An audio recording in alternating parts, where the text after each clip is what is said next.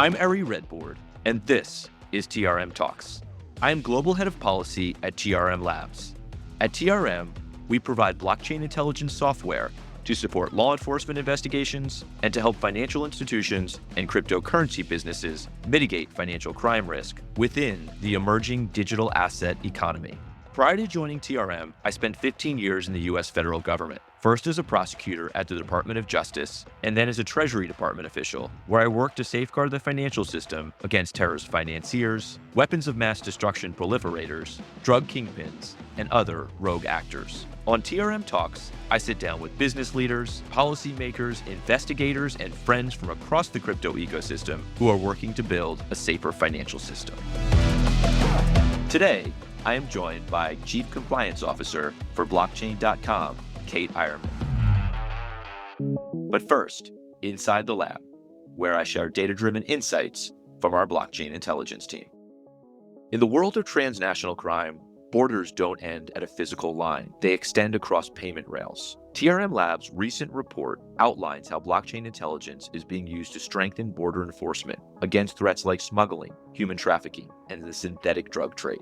One of the key findings, blockchain intelligence can map cross-border money flows that correlate with smuggling routes, whether it's crypto payments from the US to Central America for human trafficking, or inbound flows tied to precursor chemical suppliers in China. Why does this matter? Because modern border security is financial security. Just as cartels use crypto to move money, border agencies can use blockchain intelligence to trace criminal networks, identify facilitators, and build cases. We're also seeing this intelligence drive real operations. In one instance, TRM helped identify a network of wallets connected to a smuggling ring with financial links to both traffickers and complicit facilitators in multiple jurisdictions. Border security now includes blockchain intelligence, and this intersection, financial crime plus physical border risk, is where intelligence can shift from analysis to impact. For much more on the use of blockchain intelligence for border security, go to trmlabs.com/resources.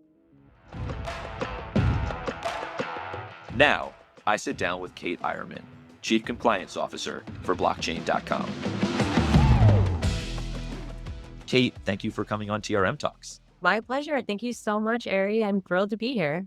I feel like you have such an incredible mix of experience. Tell me about that journey, how this started, this interest in digital assets, and then ultimately kind of like where you are today. Yeah, well, I think that's very kind of you to say. So thank you. You've certainly had your own illustrious career as well. And I feel fortunate that we've had the opportunity to cross paths in Treasury in our past lives. I would say that I have had a non-traditional career in compliance.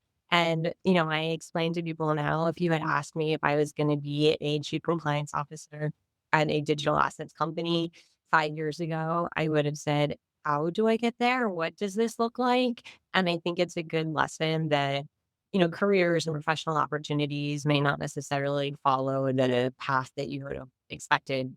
My background actually started really from a national security place.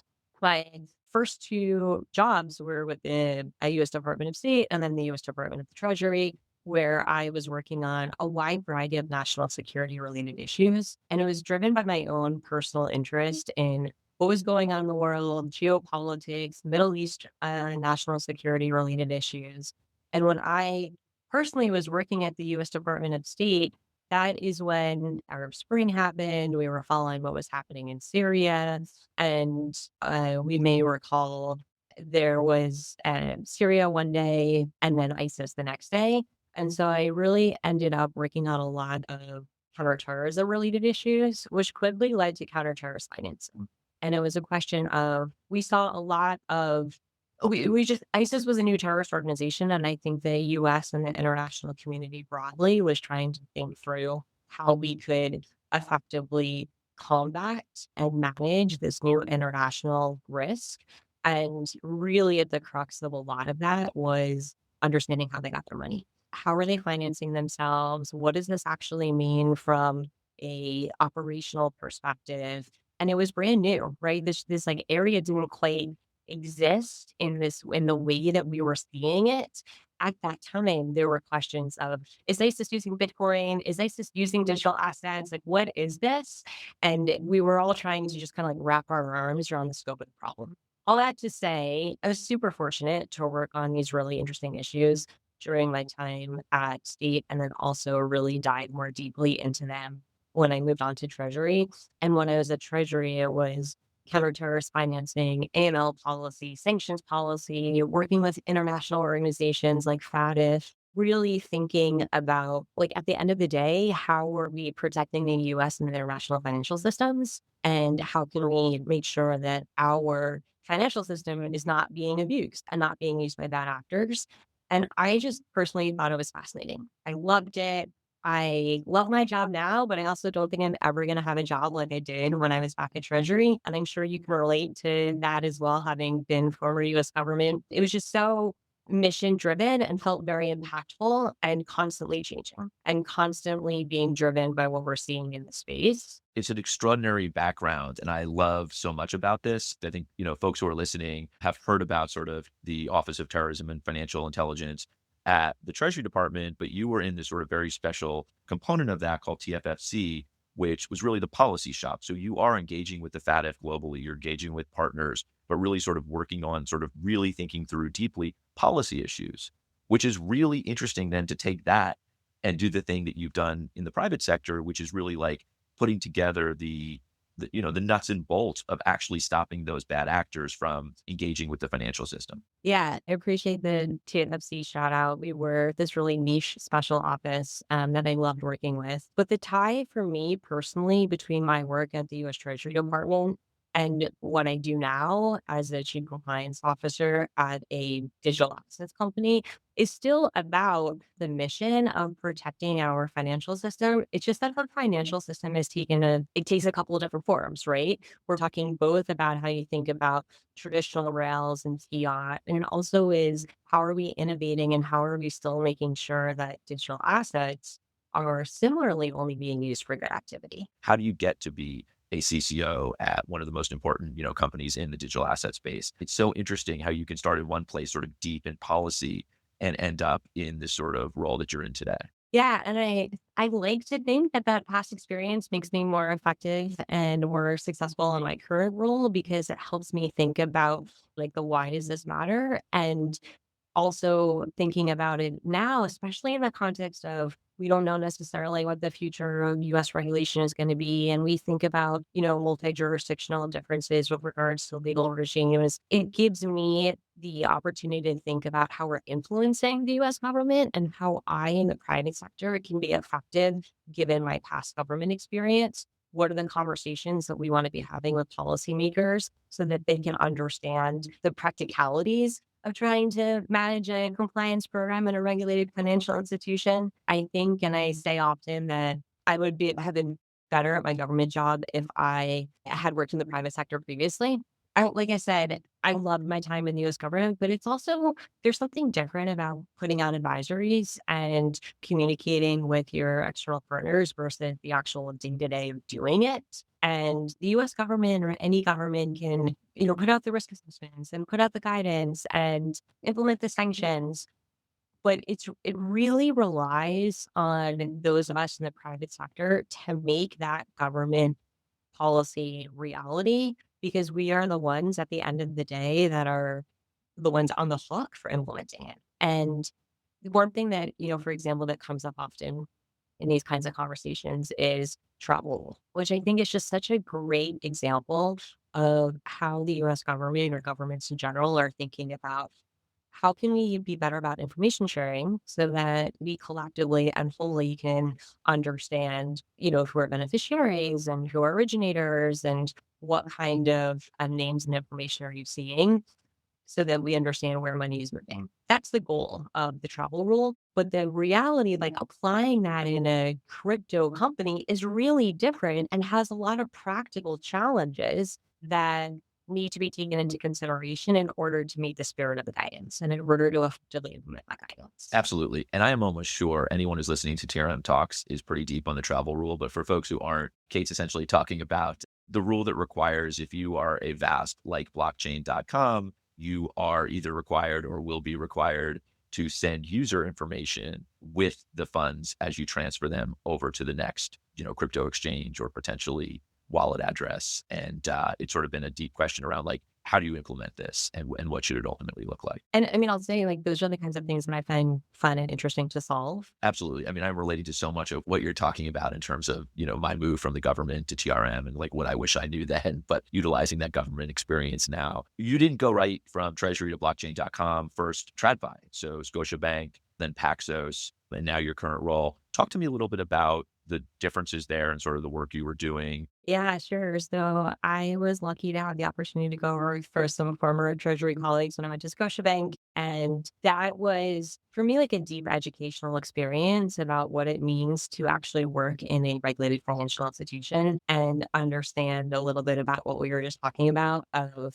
the idea of actually applying what, the US government is saying. But I really enjoyed being in a traditional regulated space and what Yeah. that actually meant. And it was also, I think, like a first for me, like personal entrance into well, how are we managing different legal regimes? Scotiabank is a Canadian bank, right? Yeah. So how are you thinking about sanctions issues in Cuba when the US has a different sanctions regime versus the Canadians to Cuba? So what does that mean from an actual sanctions risk, sanctions management perspective? Those are some of the more nuanced questions that I enjoyed parsing through while I was there. Ultimately, again, at the end of the day, to make sure that you're being compliant with whatever your regulations are, but also enabling business, right? Also letting your customers from these different jurisdictions access whatever, dollars or other currency it is that you're trying to offer. It's that balance. And I think oftentimes we look at it through a lens of, well, we're just preventing illicit finance. But the big thing in the private sector also is, yes, we're preventing illicit finance, but we're also building businesses, right? We can only innovate if our customers want that innovation and want these product offerings. I love that. I talk all the time about compliance as a business advantage, right? If you can keep these platforms ultimately safer, hopefully users will go to the places that, they feel safe and secure in transacting. How do you do that today at blockchain.com? How do you think about compliance? What kind of policies and procedures are critical? I love this question because I just think it's so foundational to being an effective compliance professional. And I so wholly view compliance as such a business partner and business enabler. And in order to make whatever company it is that you're working for effective and grow, I really do view compliance as a selling point. We've been talking really a lot about illicit activity and like from an AML lens, but compliance is also consumer protections, right? It's also privacy protections. It's also some of those other pieces, even if you or scam protections, fraud protections. There's a lot of other components that I think are really important, like to protect our customers and to really be a successful selling point for any company. And so I want to make sure that we are giving all those protections to our customer. We're preventing bad activity from entering our platform. And we're also building a effective internal compliance program and a team and a group of folks that enjoy managing the risk and view themselves as business partners that are launching new fun, cool products and things we probably didn't know existed a week ago, right? That's awesome. What are the nuts and bolts? What are you doing on a day-to-day basis? What is your team doing to keep that platform safe? Yeah, I often describe our operations, our transaction monitoring, our screening, those nuts and bolts pieces as like the engine of our compliance program. That is the critical part of actually just like managing potential illicit activity and sifting through it all to see like what nuggets are in here in order to figure out how we can get that information over to law enforcement. To your question, like, how do we know that that's being effective? Well, we should be sifting too hard, right? Like, we should be able to make sure that what we're actually looking at is useful. And so that's been definitely something on my mind of how are we making sure that our systems, that our tools, that our resources are set up to make sure that we are using our time effectively and using our resources effectively, both for like a time, like how are you spending your day perspective, and also how is that enabling that public-private connection.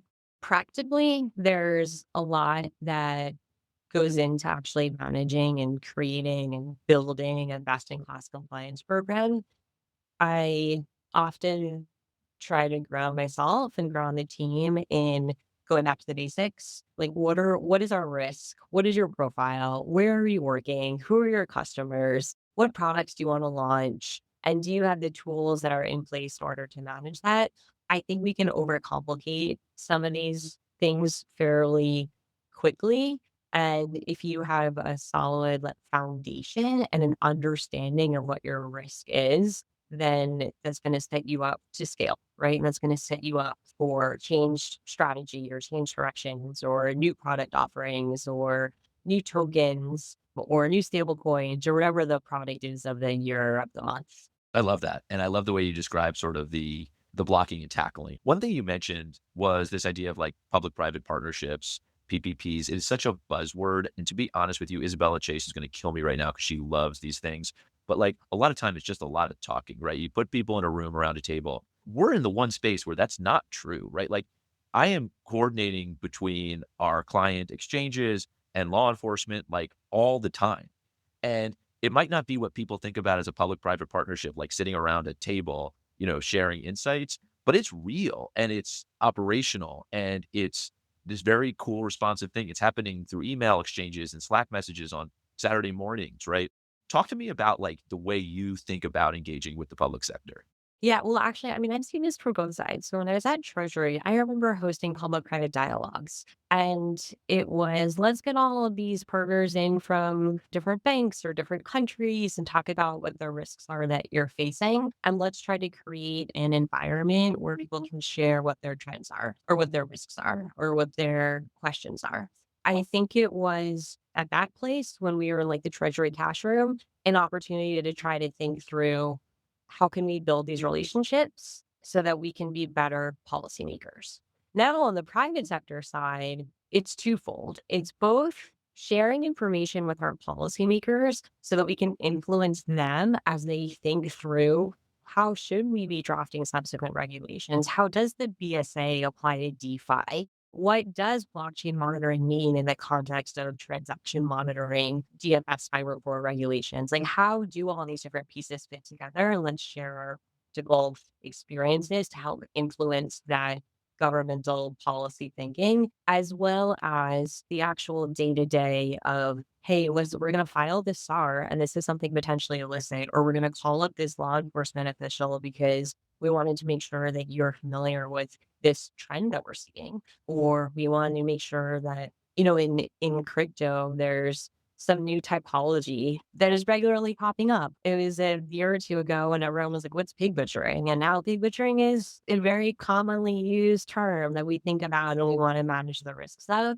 And if we're seeing these kinds of things because of our blockchain monitoring tools and because of our investigations, we're going to be seeing this probably much sooner and much faster than our government colleagues and our policy colleagues. And we're going to want to make sure that they know what the kinds of risks and patterns and typologies are that we're seeing are so that they can use this to issue appropriate guidance. Extraordinary. So you totally name dropped the cash room in that answer. For folks who aren't familiar, the cash room is probably everyone's favorite room in the U.S. Treasury Department, sort of the main building next to the White House. Tell us about the cash room.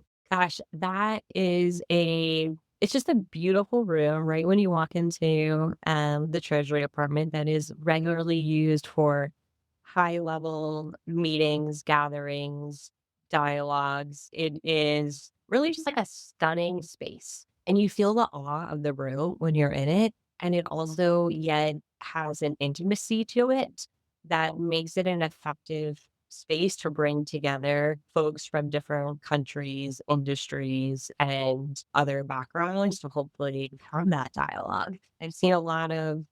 I've been really lucky to see a lot of really fascinating people speak and own that space. But what's really extraordinary is it opened in like 1869 and was the banker's bank. It supplied commercial banks with coins and currency from the Treasury vaults. Like it literally was the cash room. And now it's used as this really cool thing. So anyway, I digress. How are you thinking, if at all, about AI today in sort of implementing compliance or even like threats that come from artificial intelligence? This is the question that I think we're all, again, trying to like wrap our minds around, actually understand what this means from like a tooling perspective. But also, I think your point is like, what does it also mean from a risk perspective?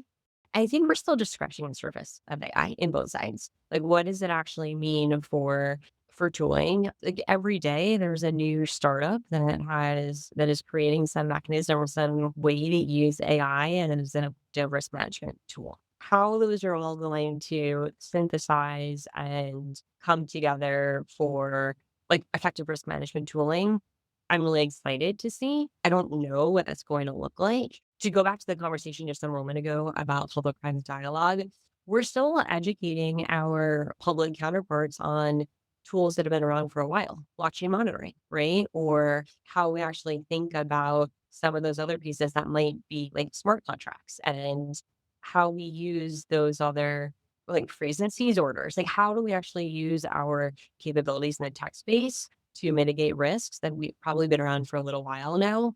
I think, is just going to be another layer that is going to introduce a lot of opportunity as well as additional questions and scrutiny. And it's going to be really exciting and also really important to figure out how to best manage the educational component. And I think some of that's going to be like actually understanding what the AI tools are doing, how they're working, how we're comfortable with them, what are the services that they're providing.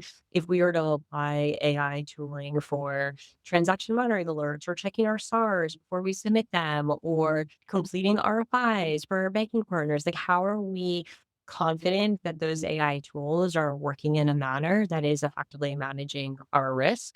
I don't know the answer to that yet, right? Because we're still figuring this out, but I'll be excited to see where it leads from an actual like risk and tooling perspective. Yeah, it's extraordinary. I've never seen anything move faster in our lifetimes than the technology is moving right now, particularly in this space. And I've been thinking a lot, TRM has been thinking a lot about leveraging it in our tool today. We leverage it in a lot of our processes. But it's also, look, I mean, now we're seeing bad actors supercharge their activity. What does KYC look like in the age of deepfakes? It's this very sort of scary moment, but I'm pretty confident that we'll be able to develop technology to meet that moment. But I think it's really interesting to hear how everyone is thinking about this right now. I think it's really top of mind. Yeah, and I think some of the like developing technology here is to your point about KYC in the age of deepfakes, it's going to be digital identities and digital fingerprints. And what additional digital identity can you attach to your token or can you attach to your smart contract so you understand where these assets have moved along the blockchain? So you can actually think through from a KYC, know your customer perspective, where has this money moved and who has touched it? And that's going to be really informative from a compliance perspective. It also has the potential to introduce a lot of questions about what is our risk appetite? What is our risk tolerance? How much digital identity do we need? And how much information and where do we draw that line? And I think that that's where it's going to be really important for us to continue to be risk based in our approach, thoughtful and strategic. Really well said. And my answer is always something similar, and that is, there are technology solutions, and there will continue to be for DeFi, for this type of AI enabled activity as well. Look, one thing we hear all the time, particularly when I'm talking to compliance professionals on TRM talks and in private, is this idea of sort of skating to where the puck is headed. How do we, as compliance professionals, how do you, as a CCO today, think about skating to where the puck is headed when it comes to sort of regulatory frameworks in the US, but also globally? Yeah, that's a great question. It's still what we were talking about earlier in terms of back to basics, right? Like if I'm able to, as a CCO of our company, if I'm able to effectively ground us in what our fundamental AML sanctions compliance principles are, that is the bedrock. That hasn't changed. What we're doing is we're building on that. And we're building it at the same time that we're both creating additional tools and controls in order to manage emerging risks.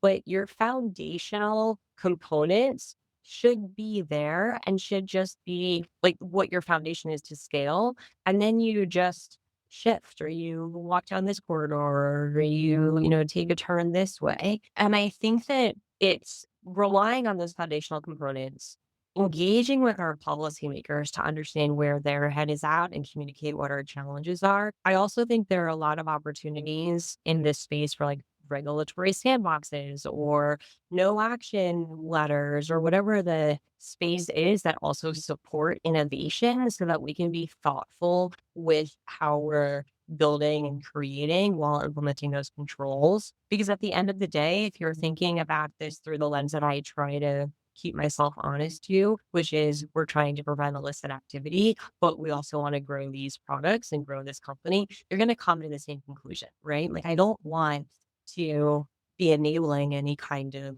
bad activity.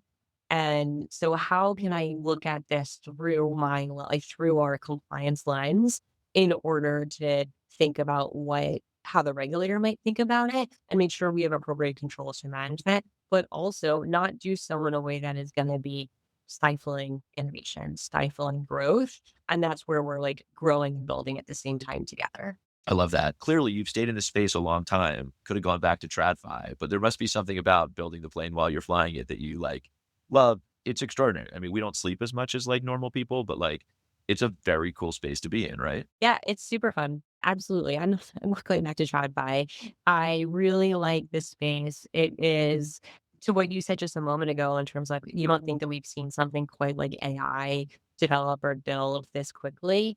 That's fun. That's interesting. That's exciting. In like my personal life, people will joke that, oh, you're a compliance officer. That's so like rigorous and mundane and boring. Like those are the things I actually find to be interesting and exciting. And yes, it's compliance, but it's also related to things like digital asset and AI and new products that we haven't even thought of. And so it's super interesting and super fun. And I want to bring TradFi along with us. And I'm really excited about our banking partners that are really supportive of this space and want to work with us because I think there's so much opportunity there. And it's a really exciting time to be on either side, even if I will personally prefer to be on the fintech side. I absolutely agree. I think that we're building the bridge between DeFi and TradFi right now. I think a lot of really cool fintechs are leading the way there around stable coins. We had Standard Charter on recently, just doing some amazing things. Fidelity, right? Like this is not a DeFi TradFi thing. I think in the long term, it's just like better rails, building better payment rails. And it's really fun Yeah. to be part of that sort of in the very early days. What do you tell folks? You're on here today, you're a professional at like the highest level of what you're doing. What do you tell folks who sort of want to get into this space? I mean, I think to me, one of the things that's really exciting and interesting about the space is the opportunity to make an impact. And so I encourage people that are looking at digital assets or fintech or something within this world to understand like the why for them and like the so what for them. Because if you understand what your motivator is and what your why is, then it's just really motivating and it can take you in different directions and it can take you into crypto. And I think one of the things that makes people successful in this space is just that curiosity, right? That like, why is this working the way this is? How is this innovative? How is this new? What are the risks? How should I be thinking about what might be legacy AML requirements or legacy compliance requirements and this new thing that no one's thought about before? So it's really curiosity. And then look, there's some of that other, just in terms of like navigating the space, there's putting yourself out there, working with your network, not being bashful, finding opportunities to go to conferences and educate yourself. And there's so much opportunity right now. There are so many new tools. There are so many new companies. There are a lot of ways to get your foot in the door for something that you're interested in. Listen to Kate Eyerman on TRM Talks. It's a really good place to start as far as I'm concerned. Look, you talk about building the plane as you're flying it. That is stressful. It is fun, but it's crazy. What do you do when you're not building a safer financial system? What do you do for fun? Yeah, I know that you run. I run also, but I also like to say that I take a risk-based approach to my personal hobbies and Okay. I do a lot of whitewater kayaking. And so that is very much, am I comfortable with the risk of going down this river or should I rethink that? But I love it. It gets me outdoors. It gets me away from my phone and away from my computer out in nature. It is exercise. It's a great community of people. It gets me to different parts of the country, different parts of the East Coast in particular. It's beautiful. And yes, there's that risk element that I've had folks in the past tell me, like, of course you work in compliance and you have a very risky personal activity. That's amazing. So our CEO, co-founder, Esteban Castano, is a big whitewater kayaker. He will text me photos of really beautiful landscapes where he's sort of, kayaking and out there. What are some of the coolest adventures you've had? All right, let me think of some good ones. Last summer, I was up on the Ottawa River up in Canada, which was a river that I had never quite experienced because it's huge. And so just like the depth and size of it was really intimidating, but also just stunning. And kayaked that river for a week and I loved it.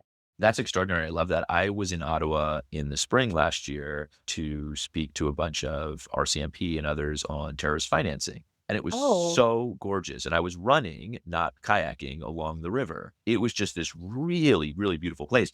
And I said to everyone, Jessica Davis, who's a terrorism expert, she did it with us. And I said, I'm totally moving to Ottawa. This is like the best running city in the world. She's like, come back in January. Yeah, no, that's amazing. You mentioned like being out west. I mean, Colorado River. never done that. Most of the Okay. kayaking that I've done has been either like pretty East Coast in New York, Vermont, Massachusetts, Very cool. and then some in the Southeast. Like there's a lot of stuff in North Carolina. When you're out there, are you camping? It varies depending on the situation. Yeah. So if it's just a weekend, sometimes looking Otto River was doing like the same section of river over the course of a week. And so then we just had a cabin at night. So it just depends on the circumstances.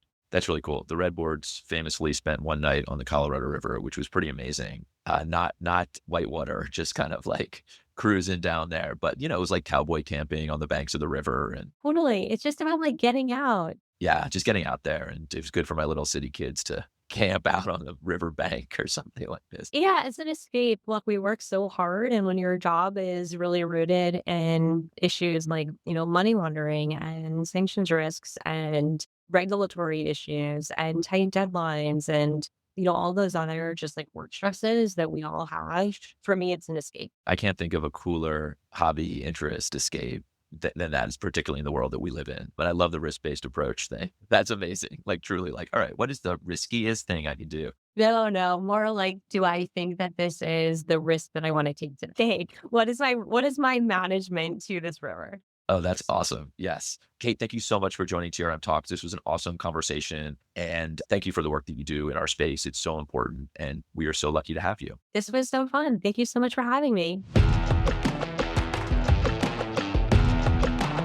There are so many great takeaways from this episode, but I think the thing that probably resonated with me the most was this idea that there are so many different paths to compliance at the highest level, right? Kate is the CCO of one of the, really important crypto exchange, and yet her background is more policy, right? She was at the State Department and the Treasury Department, and then went to TradFi.